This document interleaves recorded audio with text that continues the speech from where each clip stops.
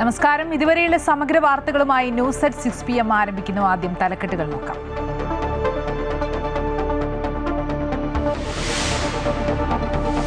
പ്രളയ പ്രതിരോധത്തിന് പുതിയ പദ്ധതി നടപ്പാക്കാൻ സംസ്ഥാന സർക്കാർ. ശാസ്ത്രീയ പ്രതിരോധത്തിനുള്ള സമഗ്ര രൂപരേഖ IIT വിദഗ്ധ സംഘം സർക്കാരിന് കൈമാറി. പുഴകളിലെ മണൽ വാരുന്നത് പഠനത്തിന് ശേഷം മാത്രം. പ്രകൃതി ദുരന്തങ്ങൾ നേരിടാൻ ശാസ്ത്രീയമായ മുന്നൊരുക്കങ്ങൾ രൂപരേഖയിൽ. സംസ്ഥാനത്ത് വീണ്ടും മഴ മുന്നറിയിപ്പ്. തെക്കൻ ജില്ലകളിൽ ഒറ്റപ്പെട്ട ശക്തമായ മഴയ്ക്കും കാറ്റിനും സാധ്യതയെന്ന് കേന്ദ്ര കാലാവസ്ഥാ വകുപ്പ്.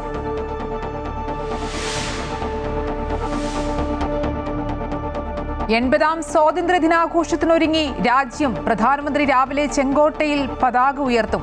നഗരങ്ങളിൽ കനത്ത സുരക്ഷ. കേരളത്തിൽ നിന്ന് 8 പേർക്ക് രാഷ്ട്രപതിയുടെ police medal. Sabarimala SIT SP S ശശിധരനും പുരസ്കാരം. കാലടി സർവകലാശാലയിൽ SFI നടത്തിയ സമരം അപരിഷ്കൃതമെന്ന് ഉന്നത വിദ്യാഭ്യാസ മന്ത്രി റോജി M. ജോൺ. 10 വർഷം ഭരിച്ചിട്ടും പരിഹരിക്കാത്ത പ്രശ്നത്തിനാണ് സമരമെന്ന് മന്ത്രി. SFI നടത്തിയത് പ്രതിഷേധമല്ല, കയ്യേറ്റമെന്ന് താൽക്കാലിക VC സിസ തോമസ്. SFI സമരം 25ാം ദിനവും തുടരുന്നു.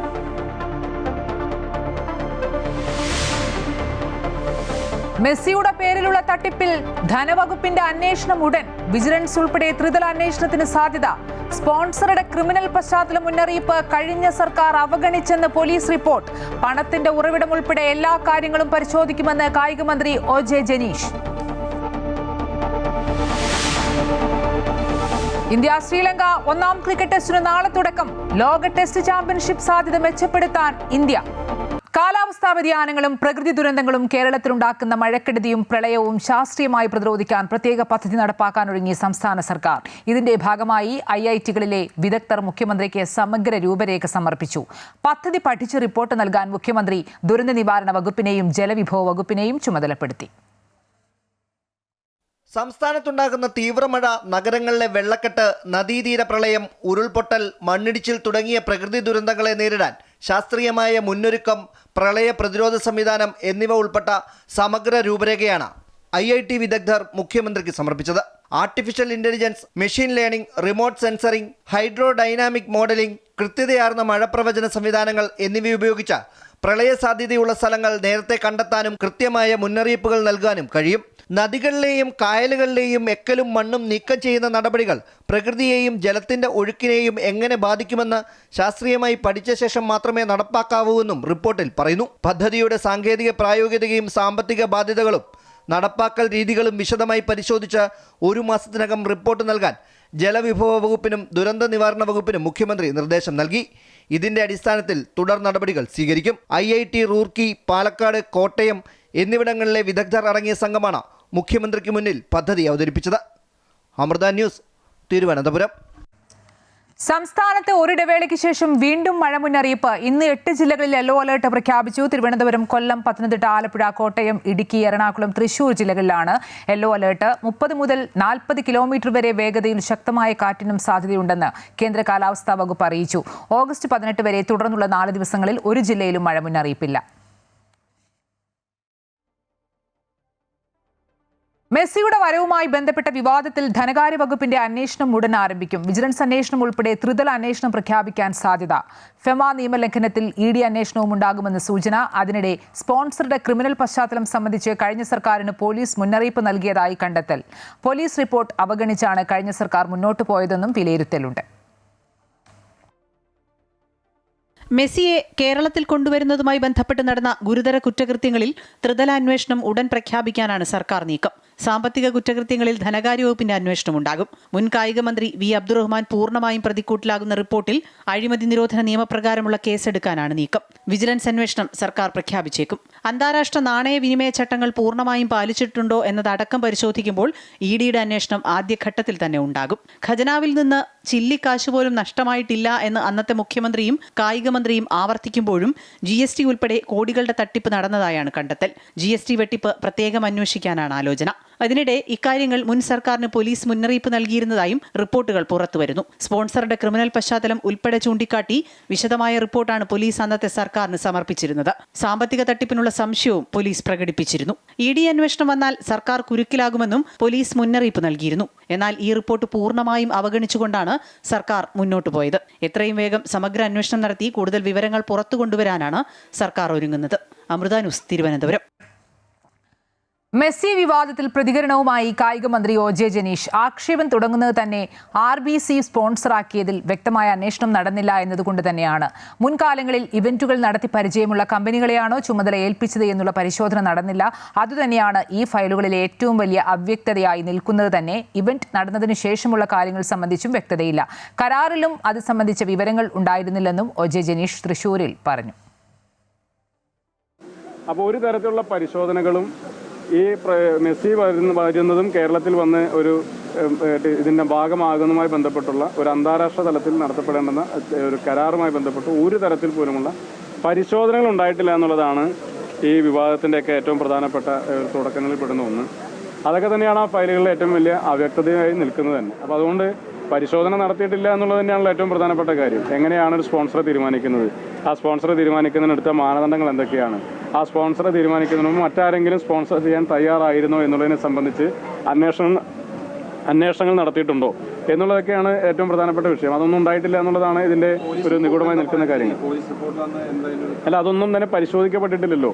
സ്പോൺസർ ആരായിരിക്കണം, അല്ലെങ്കിൽ അവരുടെ ഫിനാൻഷ്യൽ കപ്പാസിറ്റി എന്തായിരിക്കണം, അവർക്ക് എത്രത്തോളം ഇതിൽ ഫണ്ട് റേസ് ചെയ്യാൻ വേണ്ടി സാധിക്കും, അവർക്ക് എത്രത്തോളം ലാഭം ഇതിനകത്തുണ്ടാകും, നഷ്ടമുണ്ടാകും, നഷ്ടമുണ്ടായാൽ ആ നഷ്ടം ആര് വഹിക്കും, ലാഭമുണ്ടായാൽ ലാഭത്തിന്റെ ഷെയർ ആരെടുക്കും, ഷെയർ ആർക്കൊക്കെയാണ്, ഗവൺമെന്റിന് ഷെയർ ഉണ്ടോ, അല്ലെങ്കിൽ അർജന്റീന ഫുട്ബോൾ അസോസിയേഷൻ മാത്രമാണോ, അല്ലെങ്കിൽ ഈ പറയുന്ന സ്പോൺസർക്ക് മാത്രമാണോ എന്നുള്ള കാര്യങ്ങളൊക്കെ സംബന്ധിച്ച് തന്നെ ഒരു വ്യക്തത വേണമായിരുന്നു. ആ വ്യക്തത ഉണ്ടായിട്ടില്ല എന്നുള്ളതാണ് ഈ കരാറിന്റെയും ഈ ഇതുമായി ബന്ധപ്പെട്ട കത്തിടപാടുകളുടെയും ഗവൺമെന്റ് ഓർഡറുകളിലേക്ക് ഏറ്റവും പ്രധാനപ്പെട്ട പ്രശ്നം.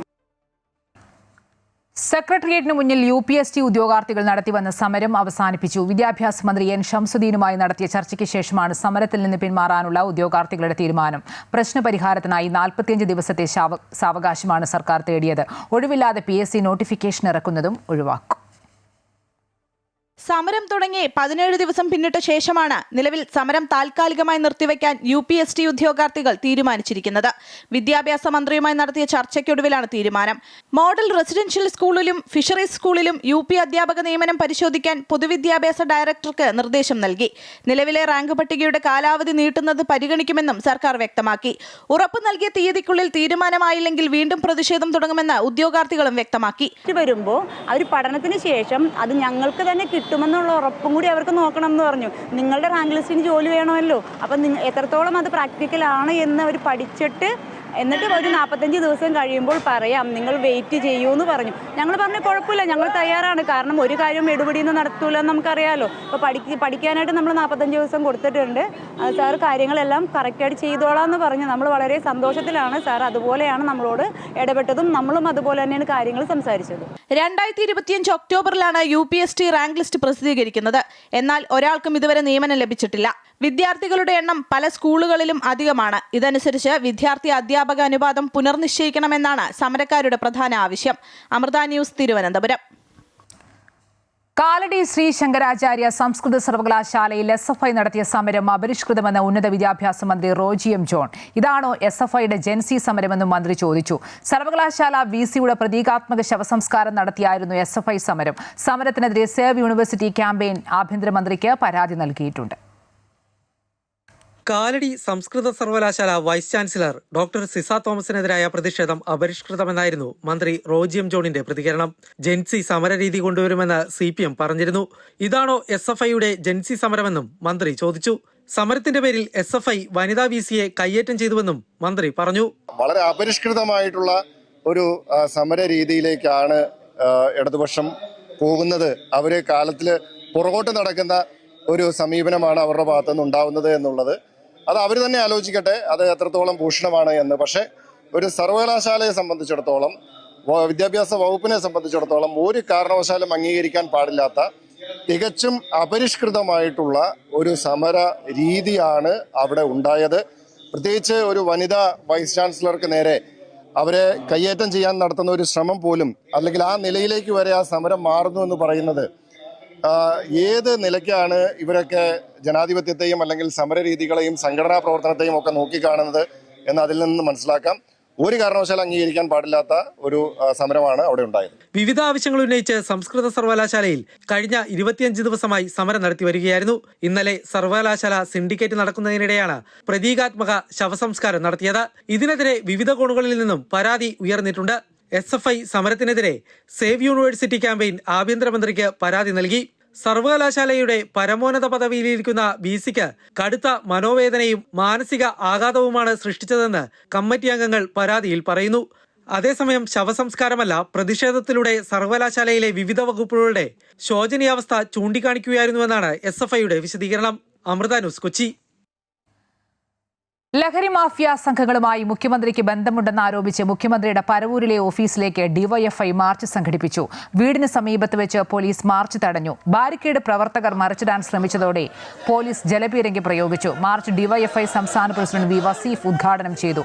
മയക്കുമരുന്ന് മാഫിയ സംഘങ്ങളെ സംരക്ഷിക്കുന്ന മുഖ്യമന്ത്രി കേരളത്തിലെ യുവജനതയോട് വലിയ ദ്രോഹമാണ് ചെയ്യുന്നതെന്ന് വസീഫ് പറഞ്ഞു. പ്രതികളെ ന്യായീകരിക്കാൻ മുഖ്യമന്ത്രിക്ക് അമിത താൽപര്യമാണ്. കള്ളനും പോലീസും സാക്ഷികളും ഒറ്റക്കെട്ടെന്നും വസീഫ് വ്യക്തമാക്കി.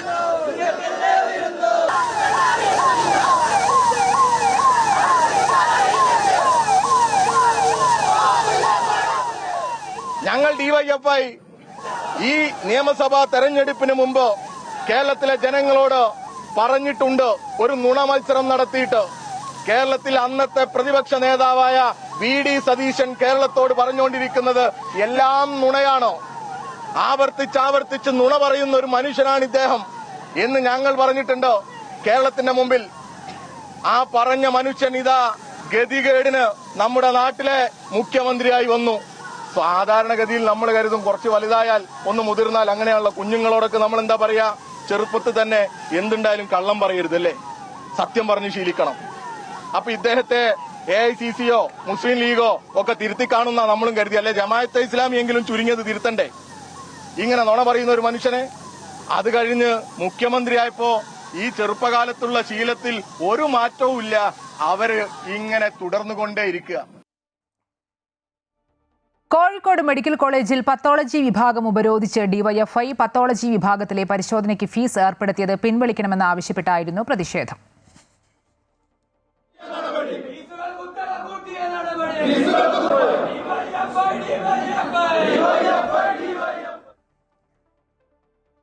സംസ്ഥാനത്ത് മൈ പോലീസ് സ്റ്റേഷൻ പദ്ധതിക്ക് തുടക്കമായി. തിരുവനന്തപുരം പേരൂർക്കടയിൽ നടന്ന ചടങ്ങിൽ മുഖ്യമന്ത്രി VD സതീശൻ പദ്ധതി നാടിന് സമർപ്പിച്ചു. പോലീസ് സ്റ്റേഷനുകൾ പൂർണ്ണമായും ജനസൗഹൃദമാക്കുക എന്ന ലക്ഷ്യത്തോടെയാണ് പദ്ധതി നടപ്പാക്കുന്നത്. അതോടൊപ്പം സംസ്ഥാനത്ത് 419 പോലീസ് സ്റ്റേഷനുകളുടെ ചുമതല SI-മാർക്ക് തിരികെ നൽകും.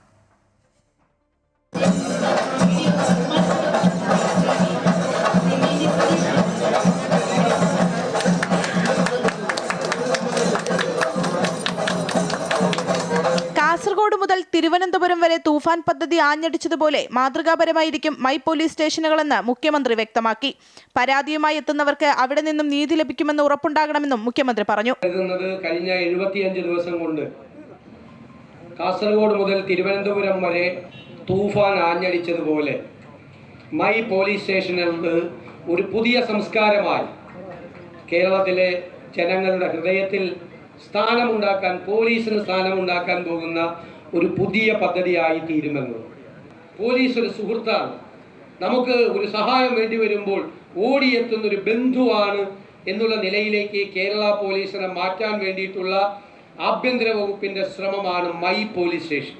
കേരള പോലീസിന്റെ ഏറ്റവും ജനപ്രിയ പദ്ധതിയാണ് മൈ പോലീസ് സ്റ്റേഷനുകളെന്ന് ആഭ്യന്തരമന്ത്രി രമേശ് ചെന്നിത്തല പറഞ്ഞു. സമൂഹത്തിലെ മാറ്റങ്ങൾക്കനുസൃതമായി പോലീസിലും കാലാനുസൃതമായ മാറ്റങ്ങൾ അനിവാര്യമാണ്. ഒരു കാലത്ത് ഭരണകൂടത്തിന്റെ മർദ്ദന ഉപകരണമായിരുന്ന പോലീസ് ഇന്ന് പൂർണ്ണമായും ജനസൗഹൃദമായി മാറുകയാണ് എന്നും ഹൊറർ സിനിമകളിലെ കെട്ടിടങ്ങൾ പോലെയും സ്റ്റേഷനുകൾക്ക് മുന്നിൽ ആക്രിക്കടകൾ പോലെ വാഹനങ്ങൾ കൂട്ടിയിട്ടിരിക്കുന്നതുമായ പഴയ അവസ്ഥ ഇനി ഉണ്ടാകില്ല എന്നും അദ്ദേഹം വ്യക്തമാക്കി. പോലീസ് സംവിധാനത്തെ ജനങ്ങളുമായി ചേർത്ത് നിർത്തുക, ജനാധിപത്യ വ്യവസ്ഥയിൽ ജനങ്ങളോടുള്ള ഉത്തരവാദിത്വം പൂർണ്ണമായി നിറവേറ്റുക, ഇതാണ് പോലീസിനെ കൊണ്ട് ജനങ്ങൾ ആഗ്രഹിക്കുന്നത്. ഭരണകൂടത്തിൻ്റെ മർദ്ദന ഉപകരണമായിരുന്നു ഒരു കാലത്ത് പോലീസ്.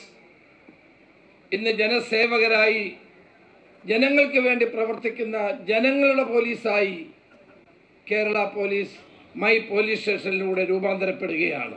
പോലീസ് സ്റ്റേഷനുകളിലെ SHO ചുമതലകളിൽ വരുത്തുന്ന പരിഷ്കാരം നാളെ മുതൽ പ്രാബല്യത്തിൽ വരും.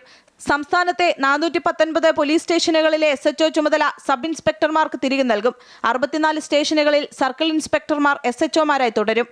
അമൃത ന്യൂസ്, തിരുവനന്തപുരം. നറുക്കെടുപ്പിലൂടെ CPM ഭരണം നടത്തുന്ന കാസർഗോഡ് പുല്ലൂർ പെരിയ ഗ്രാമപഞ്ചായത്തിൽ പ്രസിഡന്റിനെതിരെ കോൺഗ്രസ് അവിശ്വാസം കൊണ്ടുവരാത്തതിൽ പ്രതിഷേധിച്ച് പുല്ലൂർ പെരിയ പഞ്ചായത്ത് കോൺഗ്രസ് സംഘം രാജിക്കത്ത് നൽകി.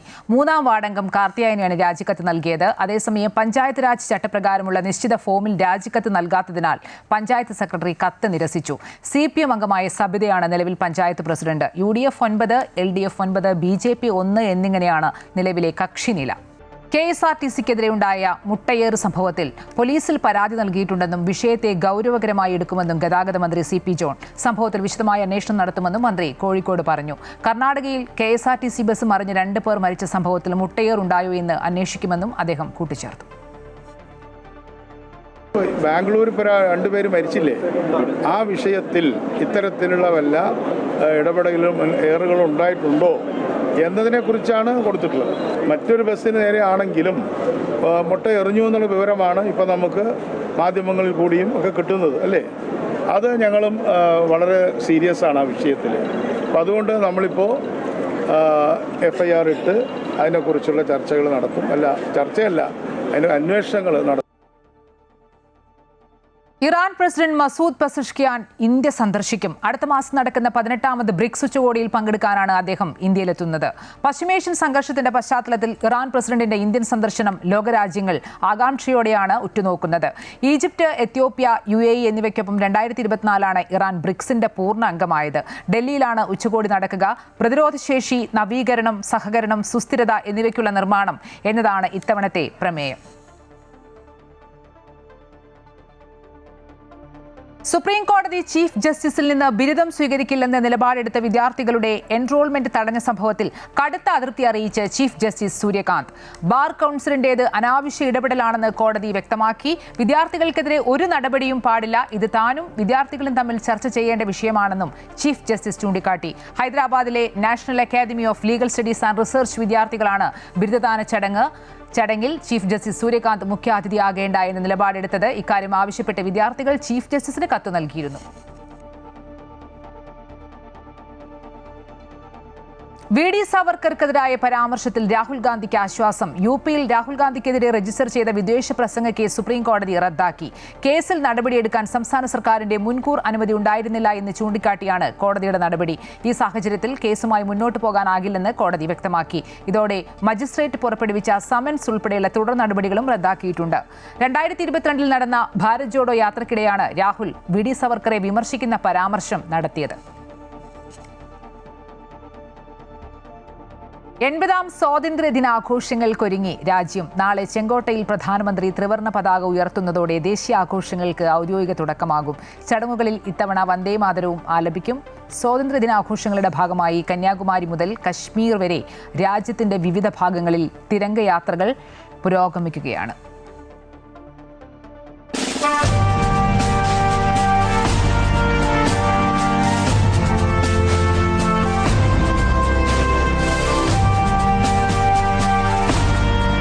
ഒരു രാജ്യത്തിൻ്റെ ആത്മാഭിമാനത്തിൻ്റെ ഏറ്റവും വലിയ അടയാളമാണ് സ്വാതന്ത്ര്യം. ആ സ്വാതന്ത്ര്യലബ്ധിയുടെ വാർഷികാഘോഷത്തിനായി അണിഞ്ഞൊരുങ്ങിയിരിക്കുകയാണ് ഇന്ത്യ. ചെങ്കോട്ടയിൽ നടക്കുന്ന പ്രൗഢഗംഭീരമായ ചടങ്ങിൽ പ്രധാനമന്ത്രി നരേന്ദ്രമോദി ദേശീയ പതാക ഉയർത്തുന്നതോടെ ആഘോഷങ്ങൾക്ക് ഔദ്യോഗിക തുടക്കമാകും. സർക്കാരിൻ്റെ നയങ്ങളും രാജ്യത്തിൻ്റെ മുൻപോട്ടുപോക്കും വ്യക്തമാക്കി ചെങ്കോട്ടയിൽ നിന്ന് പ്രധാനമന്ത്രി രാജ്യത്തെ അഭിസംബോധന ചെയ്യും. ആഘോഷങ്ങൾക്ക് മുന്നോടിയായി രാജ്യത്തുടനീളം തിരംഗ യാത്രകൾ പുരോഗമിക്കുകയാണ്. പ്രധാനമന്ത്രിയുടെ ഹർ ഘർ തിരംഗ ആഹ്വാനം ഏറ്റെടുത്ത് ഓരോ വീടുകളിലും ത്രിവർണ്ണ പതാക പാറിപ്പറക്കുന്നു.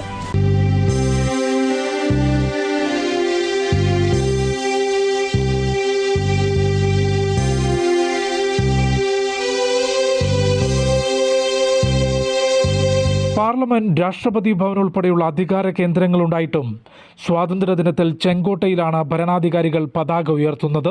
1600കളിൽ പണിത ചെങ്കോട്ട ഒരു കാലത്ത് മുഗൾ ചക്രവർത്തിമാരുടെ അധികാരത്തിന്റെ പ്രതീകമായിരുന്നു. പിന്നീട് ബ്രിട്ടീഷ് സാമ്രാജ്യത്തിന്റെ സൈനിക സാന്നിധ്യം.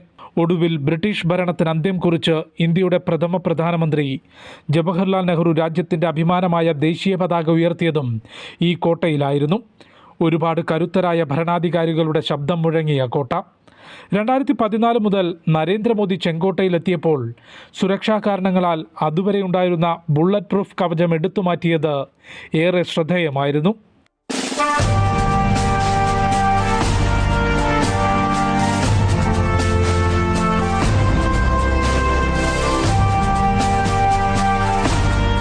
हमारे वीर जाबाज सैनिकों ने दुश्मनों को उनकी कल्पना से परे सजा दी है.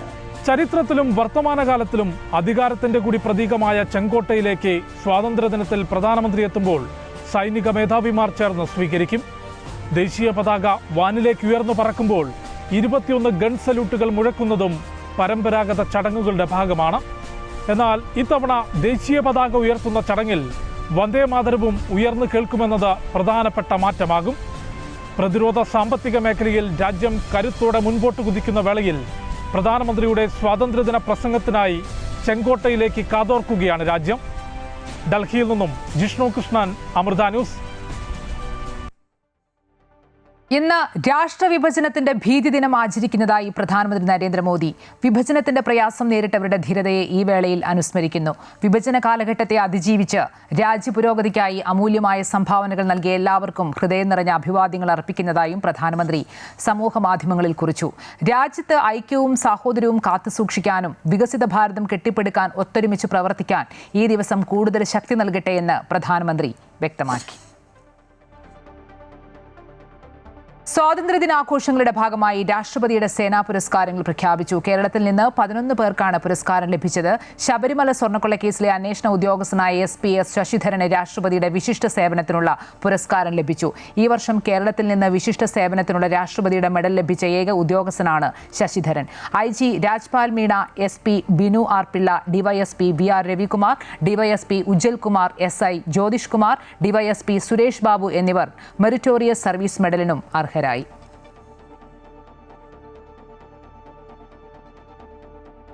സ്വാതന്ത്ര്യദിനാഘോഷ ചടങ്ങുകളിൽ സ്കൂളുകളിലും വന്ദേമാതരം ആലപിക്കേണ്ടെന്ന് പൊതുവിദ്യാഭ്യാസ വകുപ്പിന്റെ നിർദ്ദേശം.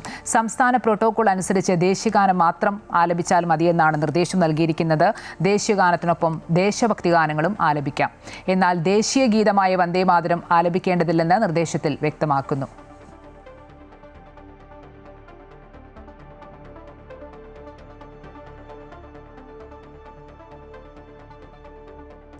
വെള്ളാപ്പള്ളി പ്രതിയായ മൈക്രോ ഫിനാൻസ് തട്ടിപ്പ് കേസിൽ വിജിലൻസ് SP ശശിധരൻ ഹൈക്കോടതിയിൽ നേരിട്ട് ഹാജരായി. 8 കേസിൽ അന്വേഷണം പൂർത്തിയായെന്നും വെള്ളാപ്പള്ളി കുറ്റക്കാരനെന്നും കോടതിയെ അറിയിച്ചു. അന്വേഷണ വിവരങ്ങൾ സത്യവാങ്മൂലമായി ഫയൽ ചെയ്യണമെന്ന് കോടതി നിർദ്ദേശിച്ചു.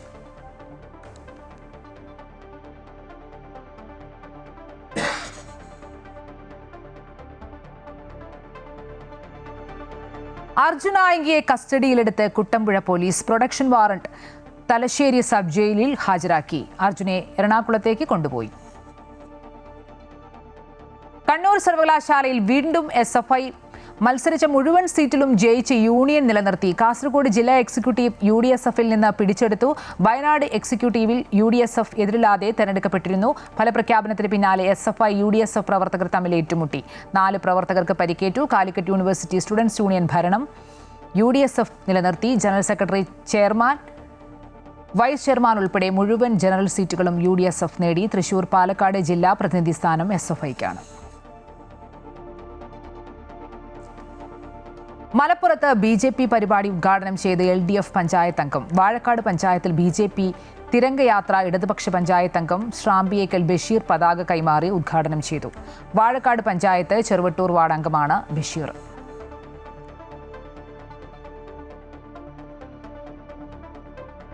കൊച്ചിയിൽ അഭിഭാഷക ദമ്പതികളെ കൊലപ്പെടുത്താൻ ശ്രമമെന്ന് പരാതി. വൈപ്പിൻ സ്വദേശി അഡ്വക്കേറ്റ് ഡോൾഗോവിന്റെ കുടുംബത്തിന് നേരെയായിരുന്നു ആക്രമണം. ഗാർഹിക പീഡന കേസിൽ കക്ഷിക്ക് നിയമോപദേശം നൽകിയതിലുള്ള പ്രതികാരമാണ് ആക്രമണത്തിന് പിന്നിലെന്നാണ് പരാതി. ആക്രമണത്തിനിടെ അഭിഭാഷകന്റെ പിതാവിന് കുത്തേറ്റു.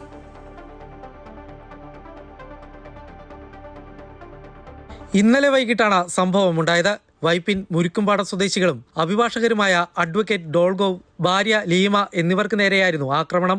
വൈപ്പിൻ സ്വദേശികളായ ഡസ്റ്റർ എന്ന വേലു, ഡൈനസ്റ്റർ എന്ന വാവക്കുട്ടി എന്നിവർ ചേർന്നാണ് വീട് കയറി ആക്രമിച്ചത്. സംഭവ സമയം അഭിഭാഷകനായ ഡോൾഗോവ് വീട്ടിലുണ്ടായിരുന്നില്ല. ഇതിനിടെ വീടിന്റെ മുന്നിൽ നിന്നിരുന്ന പിതാവ് മോഹൻദാസിനെ അക്രമി സംഘം കുത്തിവീഴ്ത്തുകയായിരുന്നു. അക്രമികൾ മോഹൻദാസിന്റെ കഴുത്തറുക്കാൻ ശ്രമിച്ചതായും അഭിഭാഷകന്റെ മാതാവ് പറഞ്ഞു. എൻ്റെ മകനോട് കേസ് എടുക്കാൻ പറഞ്ഞെന്ന് പറഞ്ഞു. സോണിയുടെ കേസ് അവനെ കൊന്നുകളയും, അവൻ എന്ത് ചെയ്യുന്നു ചോദിച്ചു. ഒരു ഏക്കത്തിനെ ഞാൻ കൊന്നുകളയും എന്ന് പറഞ്ഞ് ഞാൻ അങ്ങോട്ട് തിരിഞ്ഞില്ല. ഇവിടെ ബഹളം കിട്ടുക. അപ്പോൾ എന്താണ്, ചേട്ടനെ പീഡിച്ച് ബാധിച്ച് ഇവർ കൊണ്ട് ഞാൻ നോക്കുമ്പോൾ ഇങ്ങനെ മരന്ന് കിടക്കണ്ട്, കഴുത്തിനിട്ട് ഇങ്ങനെ കത്തി കൊണ്ട് ഒരാൾ ഇതിന് കുത്തട കഴുത്ത് അറുക്കടാന്ന് പറഞ്ഞ് രണ്ടുപേരും. ഗാർഹിക പീഡന കേസിൽ കക്ഷിക്ക് നിയമോപദേശം നൽകിയതിലുള്ള പ്രതികാരമാണ് ആക്രമണത്തിന് പിന്നിലെന്ന് അഭിഭാഷകൻ ഡോൾഗോവ് ആരോപിച്ചു. ഈ വേലു എന്ന് പറയണവൻ ഡെക്സ്റ്റർ, അവനും അവൻ്റെ ഭാര്യയും തമ്മിൽ പ്രശ്നം. അപ്പോൾ ആ പ്രശ്നത്തിൽ അവൻ്റെ ഭാര്യനെ സഹായിക്കാൻ പാടില്ല എന്നുള്ളതാണ് അവൻ്റെ ഒരു ആവശ്യം. നമ്മൾ ഈ പറഞ്ഞ പോലെ സഹായവും കാര്യങ്ങളൊന്നും ചെയ്തിട്ടില്ല. അവർക്ക് വേണ്ടി ഒരു ഡൊമസ്റ്റിക് പ്രൊട്ടക്ഷൻ എടുത്ത് കൊടുത്തു. അത് മാത്രമേ നമ്മൾ ശരിക്കും പറഞ്ഞു കഴിഞ്ഞാൽ അങ്ങനെ ഒരു ചെയ്യാൻ വേണ്ടിയിട്ടുള്ളൊരു കാര്യങ്ങൾ അഡ്വൈസ് കൊടുത്തു. അപ്പോൾ ആ ഒരു വൈരാഗ്യത്തിലാണ് ഈ വന്നിട്ട് ഇങ്ങനെ ചെയ്തത്. അത് ഞാനിവിടെ ഇല്ലായിരുന്ന സമയത്താണ് ഈ പാവപ്പെട്ട വൃദ്ധന്മാരായ 19 വയസ്സിനടുത്ത് പ്രായമുണ്ട് അച്ഛന്. ഇപ്പം എന്താ സംഭവിച്ചതെന്ന് വെച്ചാൽ കഴുത്ത് കോഴീനെ അറക്കണ പോലെ അറുത്തിട്ട് കഴുത്തിൻ്റെ ഇവിടുത്തെ ഗ്ലാൻഡുകളെല്ലാം പോയി, കിഡ്നി ഒരെണ്ണം പോയി, പാൻക്രിയാസ് പോയി, ആകെ ക്രിട്ടിക്കൽ സ്റ്റേജിലാണ്. ഗുരുതരമായി പരിക്കേറ്റ മോഹൻദാസിനെ കൊച്ചി അമൃത ആശുപത്രിയിൽ പ്രവേശിപ്പിച്ചിരിക്കുകയാണ്. അമൃത ന്യൂസ്, കൊച്ചി. പ്രധാനമന്ത്രി നരേന്ദ്രമോദിയുടെ വിദേശ നയം വന്നാൽ മറ്റ് നേതാക്കളെ കെട്ടിപ്പിടിക്കൽ മാത്രമാണെന്ന രാഹുൽ ഗാന്ധിയുടെ പ്രസ്താവനയ്ക്കെതിരെ BJP. സംസ്കാരത്തിന് ചേരാത്ത പ്രതികരണമാണ് രാഹുൽ ഗാന്ധി നടത്തിയതെന്നും ഇനി എന്നാണ് അദ്ദേഹത്തിന് പക്വത വരികയെന്നും BJP നേതാക്കൾ. രാഹുൽ ഗാന്ധി മാനസികമായി നിരാശനാണെന്നും ചികിത്സ നൽകണമെന്നും കേന്ദ്രമന്ത്രി ഗിരിരാജ് സിംഗ്. മോദിയുടെ രീതിയെ പരിഹസിക്കാനായി രാഹുൽ ഗാന്ധി വേദിയിലുണ്ടായിരുന്ന കോൺഗ്രസ് നേതാവിനെ കെട്ടിപ്പിടിച്ച് കാണിച്ചിരുന്നു. കഴിഞ്ഞ ദിവസം ഡൽഹിയിൽ നടന്ന പരിപാടിയിലാണ് പ്രധാനമന്ത്രി നരേന്ദ്രമോദിയുടെ വിദേശ നയത്തെ രാഹുൽ ഗാന്ധി വിമർശിച്ചത്. വിദേശ നയത്തെക്കുറിച്ച് മോദിക്ക് ധാരണയില്ല. വിദേശ നയമെന്നാൽ ലോക നേതാക്കളെ ആലിംഗനം ചെയ്യുന്നതാണെന്ന ആശയം നരേന്ദ്രമോദിക്ക് എവിടെ നിന്ന് കിട്ടിയതാണെന്നും രാഹുൽ ചോദിച്ചു. ഇതിനു പിറകെ വേദിയിലുണ്ടായിരുന്ന കോൺഗ്രസ് നേതാവ് സന്ദീപ് ദീക്ഷിതിനെ രാഹുൽ ആലിംഗനം ചെയ്തു കാണിച്ചു. ഇറ്റാലിയൻ പ്രധാനമന്ത്രി ജോർജിയ മെലോണിയുടെ പേര് സന്ദീപ് ദീക്ഷിത് ആ സമയം പരിഹാസരൂപേണ പറഞ്ഞു.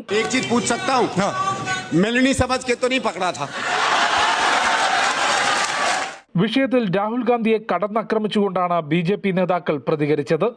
സംസ്കാരഹീനമായ പ്രതികരണം നടത്തിക്കൊണ്ട് രാജ്യത്തെ അപമാനിക്കാനാണ് രാഹുൽ ഗാന്ധി ശ്രമിച്ചതെന്ന് കേന്ദ്രമന്ത്രി പ്രഹ്ലാദ് ജോഷി വിമർശിച്ചു. ഇനി എന്നാണ് രാഹുലിന് പക്വത വരികയെന്നും രാജ്യത്തിന് പക്വതയുള്ള രാഷ്ട്രീയ നേതാക്കളെയാണ് ആവശ്യമെന്നും അദ്ദേഹം പറഞ്ഞു.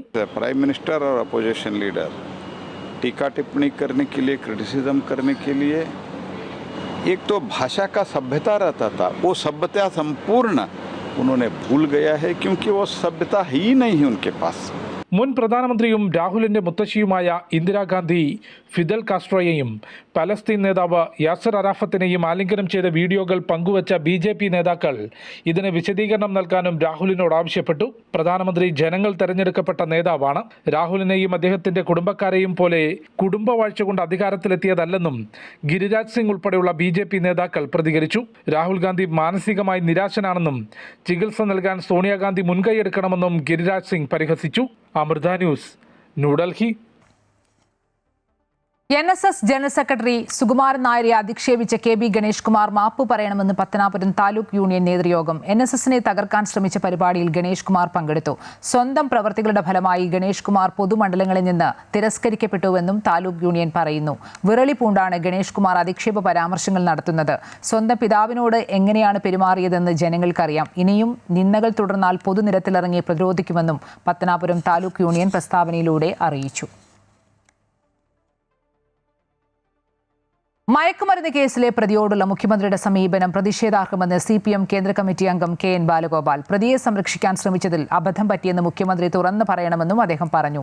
ലൈഫ് പദ്ധതിയിൽ 1 ലക്ഷം രൂപ ഗുണഭോക്താവ് നൽകണമെന്നത് ഞെട്ടിപ്പിക്കുന്നതാണെന്നും ജനദ്രോഹപരമാണെന്നും KN ബാലഗോപാൽ കോഴിക്കോട് പ്രതികരിച്ചു. മയക്കുമരുന്നിനകത്തെ കേസിൽപ്പെട്ട പ്രതിയെ ഉൾപ്പെടെ ഉള്ള കാര്യങ്ങൾ ആളുകൾ ഉന്നയിക്കുമ്പോൾ അതിനകത്ത് കേരളത്തിൻ്റെ മുഖ്യമന്ത്രി വളരെ ലാഘവത്തോടുകൂടി വിശ്വസനീയമായിട്ട് അപ്പം തോന്നും, അപ്പം വിശ്വസനീയമായിട്ട് പറയുന്നത് അപ്പം തീരില്ല, അടുത്ത ദിവസം വരിക അടുത്ത കാര്യം. ഇത് സാധാരണ ഒരു രാഷ്ട്രീയ പ്രശ്നം പോലെയല്ല ഈ മയക്കുമരുന്നുമായി ബന്ധപ്പെട്ടിട്ടുള്ള ഇങ്ങനെയുള്ള ആളുകളുമായിട്ടുള്ളത് കാണേണ്ടത്. ഇദ്ദേഹത്തിൻ്റെ രാഷ്ട്രീയ പ്രചരണത്തിന് ഇങ്ങനത്തെയുള്ള ആളുകളെയാണ് ഉപയോഗിച്ചിരുന്നതെങ്കിൽ എന്തൊക്കെയാണ് നമ്മളെ തെറ്റിദ്ധരിപ്പിക്കാനായിട്ട് അവർ ചെയ്തിരിക്കുക എന്നുള്ള സംശയം കൂടി വേണം. വളരെ ഗൗരവതരമായ കാര്യമാണ് അതിൻ്റെ ഭാഗമായി വന്നേക്കുന്നത്. അത് ഇത്തരം കാര്യങ്ങൾ ജനങ്ങളെല്ലാം മനസ്സിലാക്കുന്നുണ്ട്. അത് അദ്ദേഹം അടിയന്തരമായ ആ കാര്യം സംബന്ധിച്ച് ജനങ്ങളുടെ മുമ്പാകെ പറയേണ്ടതാണ്. ലൈഫിൻ്റെ കാര്യത്തിൽ ഞങ്ങൾ പറഞ്ഞ ഇത് തന്നെയാണ്. ആ പണം കിട്ടാനുള്ള കാര്യം മേടിക്കുന്നിരിക്കട്ടെ, പിന്നെ അതിന് 1 ലക്ഷം രൂപ ഫീസ് കൂടെ വെച്ച്, അല്ല 1 ലക്ഷം രൂപ ഗുണഭോക്തൃ വീതം വെച്ച് ഇവിടെ ഈ ഒരു വർഷം ശരാശരി 1000 കോടി രൂപയെങ്കിലും ലൈഫിൻ്റെ പേരിൽ ഇവർക്ക് ഈ ഗുണഭോക്താക്കളിൽ നിന്ന് മേടിക്കാനുള്ള പരിപാടിയാണ്. ഗുണഭോക്താക്കളിൽ നിന്ന് മേടിക്കാൻ ഇതുവരെ ഇല്ലാത്ത തരത്തിൽ. കള്ളാടി ആനക്കാംപൊയിൽ തുരങ്കപാത നിർമ്മാണം നിർത്തിവെക്കുന്നതിനെക്കുറിച്ച് ആലോചിച്ചിട്ടില്ലെന്ന് പൊതുമരാമത്ത് മന്ത്രി PK ബഷീർ. 10 ദിവസത്തിനകം റിപ്പോർട്ട് ലഭിക്കുമെന്നും ഇതിനുശേഷം തീരുമാനമെടുക്കുമെന്നും മന്ത്രി. അതേസമയം ജനങ്ങളുടെ സുരക്ഷയും പ്രകൃതിയുമാണ് വലുതെന്നും മന്ത്രി വ്യക്തമാക്കി. ഇല്ല, റിപ്പോർട്ട് കിട്ടിയില്ല. റിപ്പോർട്ട് ഒരു 10 ദിവസത്തിനകം റിപ്പോർട്ട് കിട്ടും. റിപ്പോർട്ട് കിട്ടിയ ശേഷം അതിന് തീരുമാനം എടുക്കും. അതല്ല, നമ്മളിപ്പോൾ ഒരു വികസന കാര്യങ്ങളോ ഒന്ന് തുടങ്ങി വെച്ചൊരു കാര്യത്തിനോ നിർത്തിവെക്കാനൊന്നുമല്ല. നമ്മൾ അതിൻ്റെ സുരക്ഷ, ഒന്ന് ജനങ്ങളുടെ ജീവനും സ്വത്തിനും, ഒന്ന് പ്രകൃതി, ഇതെല്ലാം സംരക്ഷിച്ച് മുന്നോട്ട് പോകണമെന്നില്ല കാര്യങ്ങളുണ്ട്. അല്ലാതെ അതിൻ്റെ പ്രവൃത്തി ആരംഭിച്ചു, അപ്പോൾ ഇങ്ങനെ ഒരു ദുരന്തം ഉണ്ടായി. അപ്പോൾ ആ ദുരന്തത്തിൻ്റെ പശ്ചാത്തലത്തിലാണ് നമ്മൾ ഒരു 2 സമിതിയെ വെച്ചത്. 2 സമിതിയുടെ റിപ്പോർട്ട് ഒരു 10 ദിവസം കൊണ്ട് കിട്ടും. കാരണം അല്ലാതെ അത് നിർത്തിവെക്കാനോ അല്ലെങ്കിൽ ആ പദ്ധതി ഉപേക്ഷിക്കാനോ അങ്ങനെയുള്ളൊരു ആലോചനയൊന്നും സർക്കാരിൻ്റെ ഭാഗത്തുനിന്നോ ഡിപ്പാർട്ട്മെൻറ്റിൻ്റെ ഭാഗത്തുനിന്നോ ഇല്ല. റിപ്പോർട്ട് കിട്ടിയതിന് ശേഷം തുടർ നടപടികളായിട്ട് മുന്നോട്ട് പോകും. കേരളത്തിന്റെ വികസനത്തിൽ ഇടത് കോൺഗ്രസ് എംപിമാരുടെ ഭാഗത്ത് നിന്ന് ഒന്നും പ്രതീക്ഷിക്കേണ്ട എന്നാണ് കേരളം ബില്ലിലെ വോട്ടെടുപ്പിൽ നിന്ന് വിട്ടുനിന്നതിലൂടെ മനസ്സിലാക്കുന്നതെന്ന് BJP ദേശീയ നിർവാഹക സമിതി അംഗം PK കൃഷ്ണദാസ്. കേന്ദ്ര വികസന പദ്ധതികൾ കേരളത്തിൽ നടപ്പിലാക്കുന്നതിന് BJP നേതൃത്വം മുൻകൈയെടുക്കും. കേരളത്തിന്റെ വികസനത്തിന്റെ ബ്ലൂ പ്രിന്റ് സംസ്ഥാന അധ്യക്ഷൻ രാജീവ് ചന്ദ്രശേഖർ പ്രധാനമന്ത്രിക്ക് കൈമാറിയെന്നും കൃഷ്ണദാസ് പറഞ്ഞു. അവർ തന്നെ അവതരിപ്പിച്ച ധവളപത്രം, സാമ്പത്തിക സാഹചര്യം, ഇതെല്ലാം വെച്ച് നോക്കുന്ന സമയത്ത് വികസന രംഗത്ത് ഒരടി പോലും മുന്നോട്ട് പോകാൻ കേരള ഗവൺമെൻറ് സാധ്യമല്ല എന്ന് അവർ തന്നെ സമ്മതിച്ചിട്ടുണ്ട്. ഈ ഒരു പശ്ചാത്തലത്തിൽ കേരളത്തിലെ ജനങ്ങൾക്ക് ആശ്രയിക്കാവുന്നത്, അനുഭവിക്കാവുന്നത് നരേന്ദ്രമോദി സർക്കാരിൻ്റെ, കേന്ദ്ര സർക്കാരിൻ്റെ പദ്ധതികളും കേന്ദ്ര സർക്കാരിൻ്റെ വികസന പദ്ധതികളും ക്ഷേമ പദ്ധതികളുമാണ്. അതുകൊണ്ട് കേന്ദ്ര സർക്കാരിൻ്റെ വികസന ക്ഷേമ പദ്ധതികൾ അത് മുഴുവൻ തന്നെ കേരളത്തിലെത്തിക്കാൻ ഭാരതീയ ജനതാ പാർട്ടി NDA തീരുമാനമെടുത്തിട്ടുണ്ട്. ലോക ക്രിക്കറ്റ് ടെസ്റ്റ് ചാമ്പ്യൻഷിപ്പ് മെച്ചപ്പെടുത്താൻ ഇന്ത്യ. ശ്രീലങ്കയ്ക്കെതിരായ 1ാം ക്രിക്കറ്റ് ടെസ്റ്റിന് നാളെ തുടക്കം. 3 സ്പിന്നർമാരെ ടീമിൽ ഉൾപ്പെടുത്തിയേക്കും. രവീന്ദ്ര ജഡേജ ടീമിൽ മടങ്ങിയെത്തും. ലോക ടെസ്റ്റ് ചാമ്പ്യൻഷിപ്പിലെ ഫൈനൽ സാധ്യത നിലനിർത്താൻ ഇന്ത്യക്ക് പരമ്പര തൂത്തുവാരേണ്ടതുണ്ട്.